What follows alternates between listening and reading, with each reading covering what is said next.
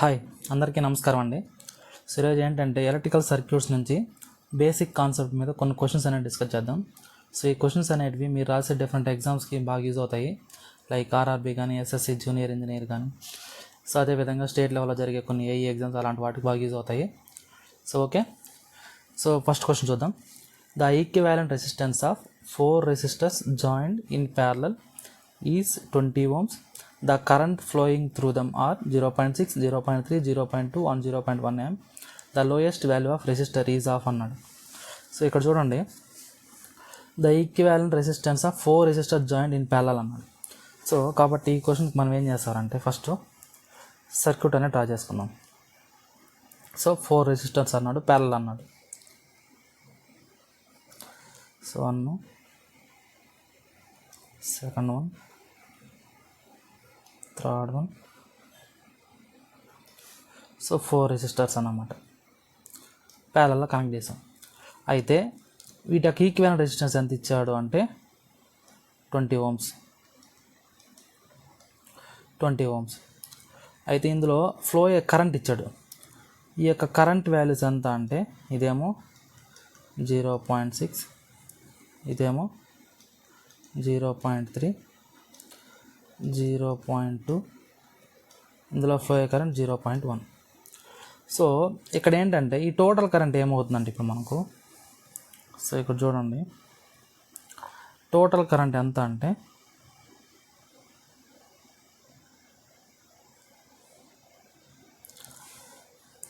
0.6, 0.3, 0.2, 0.1 అంటే మొత్తం ఎంత అవుతుంది? So total current so 0.9, 1.2 amperes. So ఇప్పుడు నాకు ఇక్కడ అక్రాస్ ఈ బ్రాంచ్ దగ్గర కరెంట్ తెలుసు, రెసిస్టర్ తెలుసు. అప్పుడు నా వోల్టేజ్ ఈక్వల్ టు ఏమవుతుందంటే ఫ్రమ్ ఓమ్స్లో నుంచి, సో V = IR అంటే 20 × 1.2 అంటే ఎంత అవుతుంది నాకు? ఇది 24 volts. ఇప్పుడు నాకు వోల్టేజ్ వచ్చింది. సో ఇప్పుడు దీని నుంచి ఈ వోల్టేజ్ అనేది ఇక్కడ ప్యారలల్ సర్క్యూట్ కాబట్టి అంటే వోల్టేజ్ అనేది సేమ్ ఉంటుంది ప్యారలల్ సర్క్యూట్ కాబట్టి. సో అప్పుడు నాకేమవుతుందంటే డిఫరెంట్ బ్రాంచెస్ దగ్గర ఇప్పుడు నాకేమో వోల్టేజ్ తెలుసు, కరెంట్ తెలుసు, రెసిస్టర్ కనుక్కోవచ్చు కదా. సో ఆ విధంగా రెసిస్టర్ చేస్తాం. సో ఫస్ట్ ఈ బ్రాంచ్ తీసుకుందాం. అప్పుడు నాకు సో V = IR ఫార్ములాని యూస్ చేసుకుంటాం. వోల్టేజ్ ఏమో 24, కరెంట్ ఏమో 0.6, రెసిస్టర్ తెలీదు. సో అప్పుడు నాకు రెసిస్టర్ ఏమవుతుంది? 24/0.6 అంటే ఇది ఎంత అవుతుంది? 240/6, సో 40 ohms. సో R = ఎంత అంటే 40 ohms. ఇక్కడ మనం అబ్జర్వ్ చేయాల్సింది ఏంటంటే ఈ ప్యారలల్ సర్క్యూట్లో మనకు వోల్టేజ్ అనేది సేమ్ ఉంటుంది ప్యారలల్ సర్క్యూట్లో. ఇంకోటి ఏంటంటే ఎందులో అయితే నా కరెంట్ ఎక్కువ ఫ్లో అవుతుందో, అంటే ఇక్కడ మనం అబ్జర్వ్ చేయాల్సింది ఇక్కడ ప్రతి ఒక్కదాన్ని సాల్వ్ చేయాల్సిన పని లేదు. ఎక్కడైతే కరెంట్ అనేది ఎక్కువ ఫ్లో అవుతుందో దాని మీనింగ్ ఏంటి అంటే ఆ యొక్క పర్టికులర్ రెసిస్టెన్స్ వాల్యూ అనేది ఎప్పుడైతే లో రెసిస్టెన్స్ వాల్యూ ఉంటుందో అందులో కరెంట్ అనేది ఎక్కువగా ఫ్లో అవుతుంది అన్నమాట. సో ఇక్కడ మనకేంటంటే ఇందులో దీని యొక్క రెసిస్టెన్స్ వాల్యూ 40 ohms. అదే నువ్వు సెకండ్ బ్రాంచ్ చేసామనుకోండి, సెకండ్ బ్రాంచ్ చేసినప్పుడు ఇక్కడ ఏమవుతుంది నాకు? ఇది 240/3 అంటే 80 వస్తుంది. అదే థర్డ్ బ్రాంచ్ చేసామనుకోండి 240/2, సో 120 వస్తుంది. సో ఇలా వస్తాయి అన్నమాట. సో ఫస్ట్ దాంట్లో ఏమో 0.6 దగ్గర ఏమో 40 ohms, ఇదేమో 80 ohms, ఇదేమో 120 ohms అలా వస్తుంది. సో అప్పుడు నాకు అన్నిటిలోకి లోయెస్ట్ వాల్యూ ఆఫ్ రెసిస్టర్ అన్నప్పుడు ఏమొస్తుందంటే నాకు 40 ohms అనేది వస్తుంది. ఓకేనా? సో మనం చూడగానే ప్రతిదాన్ని చేయకుండా ఇక ఫస్ట్ మనం అక్రాస్ వోల్టేజ్ కనుక్కుంటాం. దాని నుంచి ఈ ప్యారలల్ బ్రాంచ్ రెసిస్టెన్స్లో ఏ రెసిస్టర్ గుండా కరెంట్ అనేది ఎక్కువ ఫ్లో అవుతుందో సో అందులో ఉన్న రెసిస్టెన్స్ వాల్యూ అనేది లీస్ట్గా ఏదో దేంట్లో అయితే ఉంటుందో దాంట్లోనే మనం కరెంట్ అనేది ఎక్కువగా ఫ్లో అవుతుంది అన్నమాట. ఓకే, నెక్స్ట్ క్వశ్చన్ చూద్దాం. A lamp rated at 10 watts 50 volts is proposed to be used in 110 volts system. The wattage and resistance of the resistor to be connected in series with the lamp అన్న. ఇక్కడ ఏంటండి ఈ ప్రాబ్లంకి ఈ problem చూద్దాం. First diagram note చేసుకుందాం. ఏ lamp rated అన్నాడు, అంటే ఇక్కడ ల్యాంప్ తీసుకుందాం. ఈ యొక్క ల్యాంప్కి ఇచ్చిన వాల్యూస్ ఏంటి అంటే వాడు 10 వాట్స్ 50 వోల్ట్స్ ఇదన్నమాట దాని రేటింగ్. అయితే దీనికి 110 వోల్ట్స్ అనేది కనెక్ట్ చేశాడు, దీనికి ఒక రెసిస్టర్ అనేది కనెక్ట్ చేశాడంట. ఈ రెసిస్టర్ కనెక్ట్ చేశాడు. అయితే దీనికి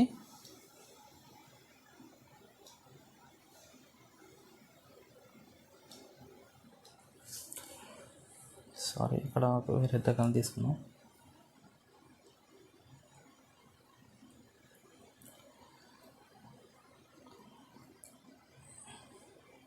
ఒక్క నిమిషం, డయాగ్రామ్ వేరే తీసుకున్నాం.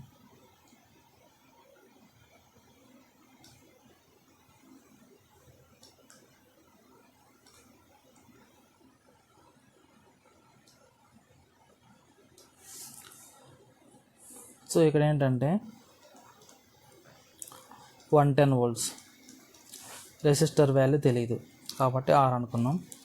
ఇందులో ఫ్లో కరెంట్ అనేది సమ్ I అనుకుంటే ఇక్కడ ఉండే వోల్టేజ్ VR అనుకున్నాం. ఇదేమో ప్లస్ మైనస్, ఎంటర్ అవుతున్న ప్లస్, ఇది లీవ్ అయితే మైనస్. సో ఈ యొక్క బల్బ్ యొక్క వాటేజ్ వచ్చేసి 10 వాట్స్ 50 వోల్ట్స్. సో ఈ డైరెక్షన్లో మనకు కరెంట్ అనేది పాస్ అవుతుంది అనుకుందాం. అయితే ఇప్పుడు దీనికి నేను ఓమ్స్లో అప్లై చేసినప్పుడు కేవీఎల్ అప్లై చేసినప్పుడు ఆ సర్క్యూట్కి VR అనేది ఏమవుతుందంటే నాకు, సో కేవీఎల్ అప్లై చేసినప్పుడు -110 plus VR plus 50 volts equal to 0. దీని నుంచి ఇప్పుడు నాకు VR ఈక్వల్ ఎంత అవుతుందంటే 60 వోల్ట్స్. సో VR అనేది వచ్చింది నాకు, అంటే రెసిస్టర్ దగ్గర ఉండే వోల్టేజ్ తెలిసింది. ఇప్పుడు నాకు ఈ యొక్క సర్క్యూట్లో ఫ్లో కరెంట్ ఏమవుతుందంటే, ఇక్కడేమో వాటేజ్ పవర్ ఏమో 10, వోల్టేజ్ ఏమో 50. సో అప్పుడు నాకేమవుతుంది 1/5 యాంపియర్స్. ఇప్పుడు నాకు వోల్టేజ్ తెలుసు, కరెంట్ తెలుసు. ఇప్పుడు నాకు పవర్ అనేది ఏమవుతుందంటే product of voltage into current. So 60 × 1/5. So ఎంత వస్తుంది నాకు 12. సో పవర్ అనేది ఎంత అయింది నాకు 12 వాట్స్. అయితే ఇప్పుడు నాకు రెసిస్టర్స్ కావాలి. సో రెసిస్టెన్స్ కావాలి అన్నప్పుడు మనం ఏం చేస్తారంటే, మనకు తెలిసిన కాన్సెప్ట్ ఏంది, P = I²R లేదనుకుంటే V²/R. ఈ రెండు ఫార్ములాస్ మనకు తెలుసు. సో ఎప్పుడైతే ఇక్కడ బల్బ్ అనేది ఇచ్చాడో మనం ఎక్కువ ప్రిఫరెన్స్ ఏం తీసామంటే P = I² అనే ఫార్ములా ఇది తీసుకుంటాం. సో ఇప్పుడు దీని నుంచి ఇప్పుడు నేను ఏం చేస్తానంటే, సో ఈ ఫార్ములా యూజ్ చేసుకుంటాం. సో దాని నుంచి resistance equal to P/I². Power ఏమో 12 వాట్స్ ఓవర్, అదేవిధంగా కరెంట్ అయితేనేమో 1/5. అంటే ఏమవుతుంది 1/5 హోల్ స్క్వేర్, అంటే 12 × 25. సో అప్పుడు నాకు ఫైనల్గా ఎంత ఆన్సర్ వస్తుందంటే 300 ohms. ఇది రెసిస్టెన్స్ వాల్యూ. సో ఇక్కడ నాకు ఈ క్వశ్చన్లో కనుక్కోమన్నది ఏంటి అంటే, ఆ యొక్క ల్యాంప్ సిరీస్లో కనెక్ట్ చేసే రెసిస్టెన్స్ యొక్క పవర్ కనుక్కోమన్నాడు, రెసిస్టెన్స్ కనుక్కోమన్నాడు. సో ఇప్పుడు నాకు పవర్ ఏమో 12, రెసిస్టెన్స్ ఏమో 300. సో కాబట్టి నాకు ఆన్సర్ ఏమవుతుందంటే C అవుతుంది. ఓకే, సో నెక్స్ట్ ప్రాబ్లం చూడండి. N resistors, each of resistance R when connected in series offer an equivalent resistance of 50 ohms, and when reconnected in parallel the effective resistance is 2 ohms. The value of resistance is అన్నాడు. ఇక్కడ N resistors అంట, when connected in series of equal resistance ఎంత అంట 50 ohms. So ఎప్పుడైతే resistance అనేది సిరీస్లో connect చేస్తామో, when resistance in series అయినప్పుడు మనం ఏం చేస్తారంటే ప్రొడక్ట్ చేస్తాం. అంటే ఏం చేస్తాం, N తీసుకున్నాం అనుకోండి, N × Rగా తీసుకుంటాం. ఏంటిది టోటల్ రెసిస్టెన్స్, అంటే R ఈక్వివాలెంట్ రెసిస్టెన్స్ ఇలా తీసుకుంటాం. అదే ఎప్పుడైతే ఇదే రెసిస్టెన్స్ అనేది ప్యారలల్ తీసుకుంటామో, ప్యారలల్గా తీసుకున్నప్పుడు అప్పుడు ఏం చేస్తారంటే ఈ యొక్క ఆర్ ఈక్వివాలెంట్ రెసిస్టెన్స్ ఏమవుతుందంటే నాకు ఆర్ ఈక్వివాలెంట్ రెసిస్టెన్స్ ఏమవుతుందంటే ఆర్ బై ఎన్ అవుతుంది. ఓకే, ఇప్పుడు ఇక్కడ ఏమన్నాడు, N resistors each of resistor are when connected in series equivalent resistance is 50 ohm అన్నాడు. అంటే దీని యొక్క వాల్యూ, ఈ ఎన్ఆర్ యొక్క వాల్యూ 50 ఓమ్స్ అంటారు. అదేవిధంగా when reconnected in parallel the effective resistance is 2 ohms అన్నాడు. అంటే అదే రెసిస్టెన్స్ అనేటివి ప్యారలల్గా కనెక్ట్ చేసినప్పుడు దానికి ఈక్వివాలెంట్ రెసిస్టెన్స్ ఎంత అంటే 2 ఓమ్స్ అంట. అంటే దీని మీనింగ్ ఏంటి, దీని వాల్యూ ఎంత ఇప్పుడు 2 ఓమ్స్. దీని నుంచి ఇప్పుడు నాకు ఇక్కడ ఆర్ అనేది తీసుకుందాం. ఫస్ట్ ఈక్వేషన్ నుంచి దీని నుంచి ఆర్ అనేది ఏమవుతుంది నాకు 50/n. దీని నుంచి ఆర్ ఈక్వల్ ఏమవుతుంది నాకు ఇది 2n. ఓకే, ఇప్పుడు దీన్ని మల్టిపుల్ చేద్దాం. అప్పుడు నాకేమవుతుందంటే ఇది ఆర్ ఇంటూ ఆర్ అంటే 50/n 2n. n get cancel. So R square equal to 100. ఇప్పుడు నాకు ఆర్ ఈక్వల్ టు ఏమవుతుంది 10 ఓమ్స్. ఓకే, సో దీనికి ఆన్సర్ ఎంత అంటే 10 ఓమ్స్ అంటే option D. So option D. So next problem చూడండి. The current wave form shown in figure is applied to an inductance of value 2 henry. The voltage across the inductor at t equal to 1 second is అన్నాడు. ఇక్కడ ఏంటంటే ఒక current wave form ఇచ్చాడు, దాంతోపాటుగా inductance value ఇచ్చాడు, voltage across the inductor కనుక్కోమన్నాడు.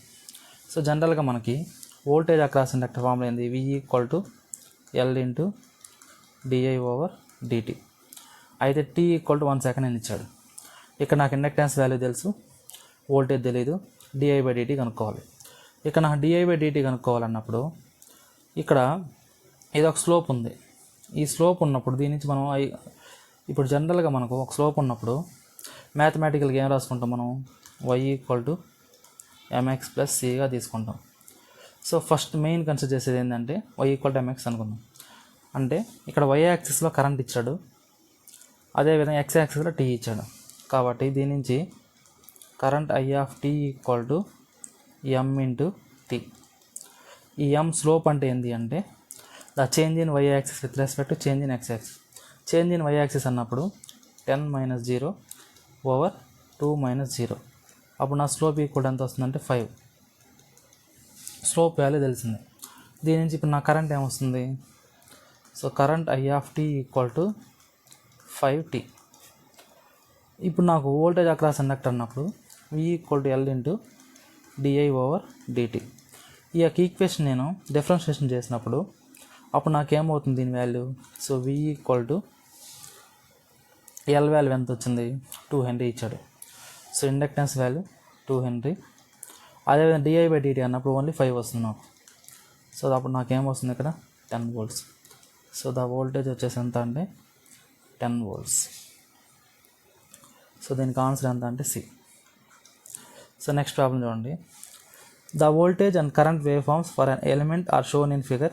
The value of circuit element is అన్నారు. ఇక్కడేమో ఒకటేమో వోల్టేజ్ సోర్స్ ఇచ్చాడు, ఇంకోటేమో కరెంట్ సోర్స్ ఇచ్చాడు. అయితే అది ఇండక్టర్ కెపాసిటర్ కనుక్కోమన్నాడు. ఓకే, ఇక్కడ చూడండి, ఇదేమో వోల్టేజ్ కాన్స్టెంట్గా ఉంది, బట్ ఇందులో కరెంట్ అయితేనేమో లీనియర్ ఇంక్రీజ్ అవుతుంది. సో మనకు ఎందులో కరెంట్ అనేది చేంజ్ అవుతుంది అంటే ఏదో కెపాసిటర్ ఇండక్టర్ అనుకుంటే మనకు ఇండక్టర్లో కరెంట్ అనేది చేంజ్ అవుతుంది. ఎందుకు, v ఈక్వల్ ఇక్కడ ఆల్రెడీ ప్రాబ్లం చూసాం, v ఈక్వల్ L di/dt. అంటే కరెంట్ అనేది చేంజ్ అవుతుంది విత్ రెస్పెక్ట్ టు టైం.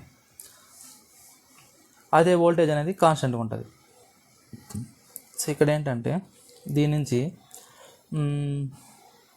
ఇప్పుడు నాకేమొస్తుందంటే ఇక్కడ, సో జనరల్గా v equal to L di/dt. అయితే ఇక్కడ వోల్టేజ్ ఎంత వచ్చినాడు 3 వోల్ట్స్, కాబట్టి 3. ఇండక్టెన్స్ అనేది ఎల్లగా తీసుకున్నాం. di/dt అన్నప్పుడు change in current with respect to change in time అయితే 3 - 0 ఓవర్ 3 - 0. సో ఏమవుతుంది నాకు అప్పుడు ఇది 3 ఈక్వల్ టు L వస్తుంది, అంటే 3 హెన్రీ ఇండక్టర్ వాల్యూ ఎంత అంటే 3 హెన్రీ. ఇక్కడ నేను 3 - 0 ఎందుకు అన్నానంటే ఇదేమో అప్పర్ లిమిట్, ఇదేమో లోయర్ లిమిట్. ఇది y యాక్సిస్, ఇది x యాక్సిస్.